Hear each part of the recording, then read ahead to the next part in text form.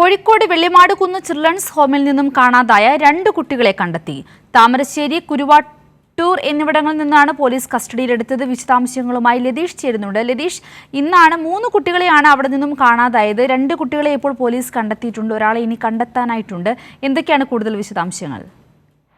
Sindhuri, വൈകിട്ടോടുകൂടിയാണ് Kozhikode വെള്ളിമാടുകുന്നിലെ children's ഹോമിൽ നിന്ന് 3 കുട്ടികളെ കാണാതായത്. 16 വയസ്സുള്ള 3 ആൺകുട്ടികൾ ചിൽഡ്രൻസ് ഹോമിൽ നിന്ന് കടന്നു കളയുകയായിരുന്നു. താമരശ്ശേരി ഭാഗത്തേക്കാണ് ഇവർ പോയതെന്ന വിവരം പോലീസിന് ലഭിച്ചിരുന്നു. ഇതിന്റെ അടിസ്ഥാനത്തിൽ നടത്തിയ പരിശോധനയിലും തിരച്ചിലുമാണ് 2 കുട്ടികളെ ഇപ്പോൾ കണ്ടെത്തിയിരിക്കുന്നത്. കുരുവട്ടൂർ, താമരശ്ശേരി ഭാഗങ്ങളിൽ നിന്നാണ് 2 കുട്ടികളെ പോലീസിനെ കണ്ടെത്താൻ കഴിഞ്ഞത്. മൂന്നാമനായുള്ള തിരച്ചിൽ തുടരുന്നുണ്ട്.